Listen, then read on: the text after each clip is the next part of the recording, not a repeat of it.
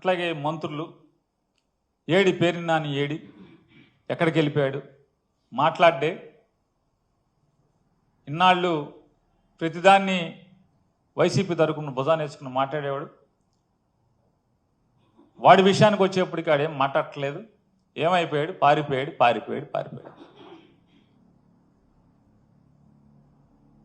నేను ఎక్కడికి ఏం పారిపోలేదు. నేను అందరినీ కూడా ఎవరెవరైతే నేను పారిపోయానని చెప్పని మాట్లాడుతున్నారు. నేను ఒకటే మిమ్మల్ని ఒక చిన్నగా కోరుకుంటున్నాను. ఒకటి, మీరు ఒక్కదానికి మీ అంతరాత్మను ప్రశ్నించుకుని సమాధానం చెప్పండి. మీ మీద కక్షతో మీ ఇంట్లో ఆడవాళ్ళని మీద కేసులు కడితే మీరు ఇంట్లో ఆడవాళ్ళని రక్షించుకుంటానికి ప్రయత్నం చేస్తారా, లేదా ఇంటి ఆవిడ్ని ఇంటి ఇల్లాల్ని జైలుకు పంపించే కార్యక్రమాన్ని మీరు చేస్తారా? అభం శుభం తెలియని వాళ్ళని చెప్పండి. మీరు రాసిన వాళ్ళని కానీ మాట్లాడిన వాళ్ళని కానీ యూట్యూబ్లో అందరినీ నేను అడుగుతున్నాను. ఇది విమర్శనాత్మకంగా అడగట్లా, పరుషంగా మాట్లాడట్లా. సరే అయిపోయాక ఒక మంత్రి గారు అయితే దొంగతనం చేస్తే రాజకీయ కక్ష ఏంటి, అదేంటిది ఏంటి అని మాట్లాడుతున్నారు. నేను చేశానని చెప్పని మీకు ఆధారాలు ఉన్నాయా? ఎలా మీరు నేను దొంగతనం చేశానని మీరు మాట్లాడతారు? ఇన్వెస్టిగేషన్ కంప్లీట్ అవ్వలేదని చెప్పనేమో మీ పోలీసులే చెప్తున్నారు. ఆల్రెడీ నిన్న కేస్ డైరీ కోర్టుకి ఇచ్చి దాంట్లో కూడా ఈ విషయాలు ఏం మాట్లాడలేదని చెప్పని అంటున్నారు. ఇవన్నీ మీడియాలో వచ్చినాయి, నేను కాదు. నేను కోర్టుకు వెళ్ళలేదు. అన్నీ కోర్టు వ్యవహారాల దగ్గర నుంచి పోలీసులు ఏం చేయాలి, ఎవరేమనుకుంటున్నారు, మీరు ఎందుకు ఈ చేయరు అవి చేయరు అని కూడా రాసేటువంటి పెద్దలందరినీ కూడా నేను అడుగుతున్నాను ఒక మాట.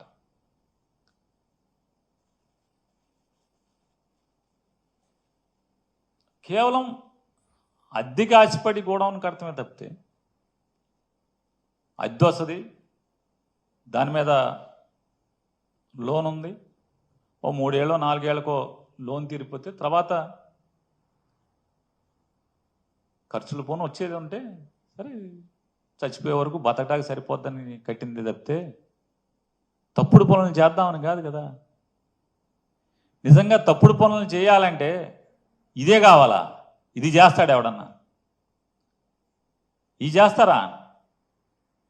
నేనేమన్నా పిచ్చోడినా, లేకపోతే హ్యాబిచువల్ అఫెండర్నా?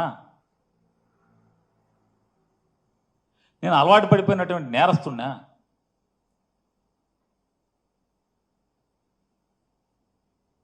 మంత్రిగా, ఈ రాష్ట్రానికి మంత్రిగా నేను పనిచేసినప్పుడు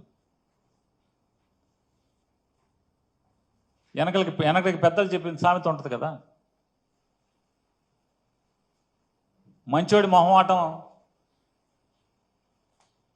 మాంసం కూర ఉన్న దగ్గర భోజనం దగ్గరను చూడమని చెప్తారు. అంటే నాన్ వెజిటేరియన్ తినేవాళ్ళ సామెత అది. నేను మంత్రిగా పనిచేశాను కదా, ఇవాళ ఉన్నటువంటి డీజీపీ గారు నేను కలిసి పనిచేశాం. ఆయన ఆర్టీసీ ఎండీగా, నేను రవాణా శాఖ మంత్రిగా. నేను వారి అంతరాత్మనే ఒకసారి అడగమంటున్నాను. మనం కలిసి పనిచేసినటువంటి ఆ కాలంలో పేరుని నాని అనేవాడు మీకు ఎక్కడన్నా తప్పుడు పని మీకు చెప్పటం కానీ, లాభాపేక్షతో మీకు ఒక ఆదేశం ఇవ్వటం కానీ, మీ మీద ఒత్తిడి చేయటం కానీ, లేదా పాత డీజీపీ గారు కూడా ఉన్నారు, రిటైర్డ్ డీజీపీ గారు కూడా, వారిద్దరూ నేను కలిసి పనిచేశాం. ఏనాడన్నా ఒక తప్పుడు పని, కక్కుర్తి పనికి మీ మీద ఒత్తిడి చేయటం, మిమ్మల్ని అడగటం, మిమ్మల్ని ఆదేశించటం ఇప్పుడున్న జరిగిందా? నా క్యారెక్టర్ మీకు క్షుణ్ణంగా దగ్గరగా చూసిన రాష్ట్ర వ్యాప్తంగా ఒక ప్రక్షాళన జరగాలని ప్రజలు ఏ విధంగా కోరుకున్నారో ఒక మంచి ప్రభుత్వం, ఒక మార్పు, నిజాయితీగా పరిపాలించేటప్పుడు ఒక నమ్మకం కలగాలనే ఉద్దేశంతో గౌరవ ముఖ్యమంత్రి గారు చంద్రబాబు నాయుడు గారు కానీ, గౌరవ ఉప ముఖ్యమంత్రి గారు పవన్ కళ్యాణ్ గారు కానీ ఎప్పటికప్పుడు మమ్మల్ని నిర్దేశించేది ఒకటే, కక్ష సాధింపులు కాకుండా ఎవరైతే తప్పు చేశారో వాళ్ళని ఎట్టి పరిస్థితిలో కూడా మనం వదలకూడదు, ప్రజలకి మనం జవాబు చెప్పాలి. గత 5 సంవత్సరాలు వీళ్ళు చేసిన అరాచకాలు మామూలు విషయాలు కాదు. ప్రభుత్వం నుంచి మీకు ఒక బాధ్యత చెప్పి ప్రజలు మిమ్మల్ని ఎన్నుకొని కీలకమైన శాఖలు పదవులు ఇచ్చినప్పుడు మనం సమాజానికి ఎంతో బాధ్యతతో పనిచేయాలి, విలువలతో కూడిన రాజకీయాలు చేయాలి. అది వదిలేసి స్వలాభం కోసం, కుటుంబ ఆస్తులు పెంచుకోవడానికి కోసం వ్యవస్థని దుర్వినియోగం చేసుకుని ఎవరు కూడా మమ్మల్ని ప్రశ్నించలేరు అనే అహంకారంతో వీళ్ళు చేసిన అవకతవకలు మామూలు విషయం కాదు. ఎప్పుడైతే సివిల్ సప్లైస్ డిపార్ట్మెంట్లో ఒక ప్రక్షాళన జరగాలి, కొన్ని పొరపాట్లు జరుగుతున్నాయని మా దృష్టికి వచ్చినాయో, రాష్ట్ర వ్యాప్తంగా ఒక వీడియో కాన్ఫరెన్స్ నవంబర్ 26వ తారీఖున రాష్ట్రంలో ఉన్న ప్రతి గోడౌన్లో ఉన్న యాజమానిని, అక్కడ ఉన్న మా డిస్ట్రిక్ట్ మేనేజర్లని, జాయింట్ కలెక్టర్లని మా పౌర సరఫరాల శాఖ నుంచి మా ఎండి గారు ఒక వీడియో కాన్ఫరెన్స్ ఏర్పాటు చేసి, రేపు ఉదయం నుంచి మీరు ప్రతి బస్తా లెక్కబెట్టి ఆ గోడౌన్లో రిపోర్టు మాకు అందించాలని చెప్పి ఆదేశించడం జరిగింది. ఇది నవంబర్ 26వ తారీఖున. అదే రోజు రాత్రి జేఎస్ వేర్ హౌస్ పేరుని జయసుధా గారు హడావిడి చేసి మరుసటి రోజే మా దగ్గర బస్తాలు లెక్క తప్పింది. తప్పు మాది కాదు, అక్కడున్న వేయి బ్రిడ్జ్ది. అంటే ఇట్లా 2 గోడౌన్లు పక్కన ఉంటే ఈ గోడౌన్లో తీసుకెళ్లిన సరుకు మరి మేము నిర్ధారించిన మేరకు పొరపాటు మాదని మేము ఒప్పుకుంటున్నాం అని వాళ్ళే స్వయంగా ప్రకటించారు, వాళ్ళే లెటర్లు రాశారు. అప్పుడు మా సివిల్ సప్లైస్ డిపార్ట్మెంట్ నుంచి మా నిబంధనల మేరకు 1 మెట్రిక్ టన్ దాటితే డబుల్ పెనాల్టీ వేస్తాం. ఆ విధంగా నిర్ధారించి వాళ్ళని 1,71,00,000 రూపాయలు వాళ్ళు కట్టాలని, ఇమ్మీడియట్గా వాళ్ళపైన క్రిమినల్ కేసులు తీసుకోవాలని 27వ తారీఖున మా సివిల్ సప్లైస్ ఎండి గారు అక్కడున్న మా జిల్లా యంత్రాంగానికి, జాయింట్ కలెక్టర్ గారికి, ఎస్పీ గారికి ఉత్తరం రాయడం జరిగింది. ఆ రోజు నుంచి కూడా వీళ్ళు సహకరించలేదు. నోటీస్ ఇచ్చి మీ గోడౌన్ని మేము వెరిఫై చేయడానికి వస్తున్నామని జాయింట్ కలెక్టర్ గారు పంపిస్తే వీళ్ళెవ్వరు కూడా అక్కడ లేరు, సహకరించలేదు. చివరికి పంచనామా చేసి పోలీసుల సమక్షంలో గోడౌన్ తాళాలు పగలగొట్టి లోపలికి వెళ్ళి వెరిఫై చేసి రికార్డ్స్ అన్ని కూడా సీజ్ చేయడం జరిగింది. మా దగ్గర ఉన్న లెక్కలు, అక్కడున్న స్టాక్ రిజిస్టర్లు, పక్క గోడౌన్లో ఉన్న స్టాక్ రిజిస్టర్లు ఇవన్నీ చెక్ చేసిన తర్వాత జాయింట్ కలెక్టర్ గారి రిపోర్ట్ మేరకు 378 మెట్రిక్ టన్నుల బియ్యం అక్కడి నుంచి మాయమైంది. దీనికి ఏం సమాధానం చెప్తారు? అనవసరంగా మీరు ఒక ప్రెస్ కాన్ఫరెన్స్ పెట్టి, అంటే మీ కుటుంబ సభ్యుల పైన పేర్లు పెట్టమని మేము ఏమైనా చెప్పామా? మీ పేరే పెట్టుకోవచ్చు కదా, మీరు వ్యాపారం చేయొచ్చు కదా. మీరే 2021లో ఈ గోడౌన్ అప్పుడు ప్రభుత్వంలో ఉన్నారు కాబట్టి ఇన్వెస్టర్ గోడౌన్గా వీళ్ళు లాక్కుని ప్రభుత్వం నుంచి సంపాదించుకోవాలని ఓ దుర్మార్గమైన ఆలోచనతో చేసిన కార్యక్రమం ఇది. ఖచ్చితంగా ప్రక్షాళన జరుగుతుంది, కక్ష సాధింపు ఎక్కడ లేదు.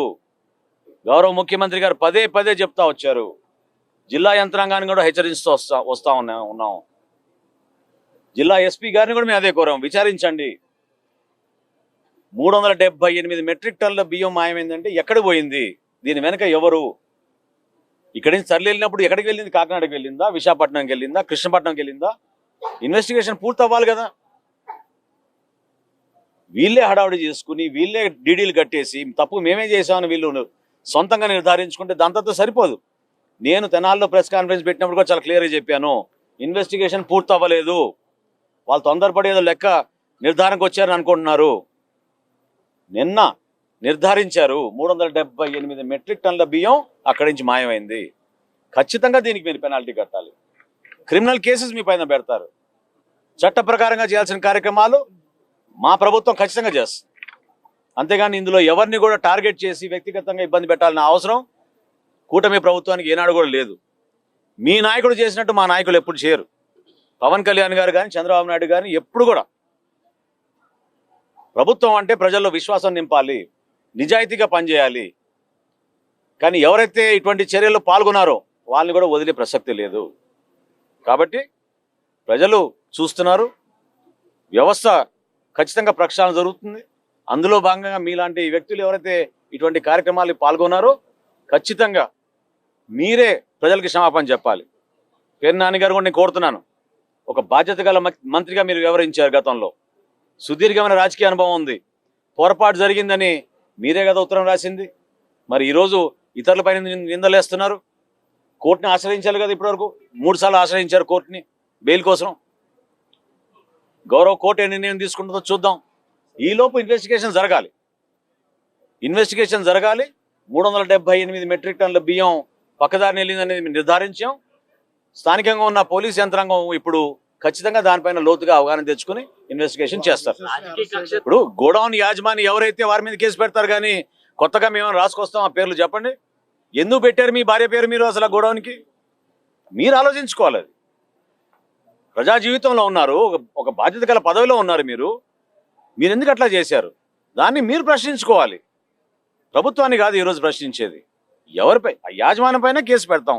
జేఎస్ వేర్ హౌస్ యాజమాన్యం ఎవరు అంటే పేర్ని జయసుధ గారు, వారితో పాటు ఉన్న అక్కడ మేనేజరు, వీళ్ళిద్దరిపైనే కదా ఎఫ్ఐఆర్ రిజిస్టర్ చేసింది. ఇప్పుడు వేర్ హౌస్ మేనేజ్మెంట్ సిస్టమ్ అని ఒక కొత్త సాఫ్ట్వేర్ ఏర్పాటు చేసి 26వ తారీఖు నవంబర్న 27 నుంచి రాష్ట్ర వ్యాప్తంగా ప్రతి గోడౌన్లో కూడా తనిఖీలు జరగాలని మా శాఖ నుంచి మేము ఆదేశాలు ఇస్తే జాయింట్ కలెక్టర్ గారి ఆధ్వర్యంలో ప్రతి జిల్లాలో కూడా జరుగుతోంది. తూర్పుగోదావరి జిల్లాలో కూడా మీరు చూశారు, 2-3 చోట్ల జరిగిన విషయాలు. నంద్యాలలో చూశారు. అనేక ప్రాంతాల్లో మాకు మొత్తం వివరాలు తెప్పించుకున్న తర్వాత తప్పకుండా ఈ వివరాలన్నీ కూడా మీ దృష్టికి తీసుకొస్తాం.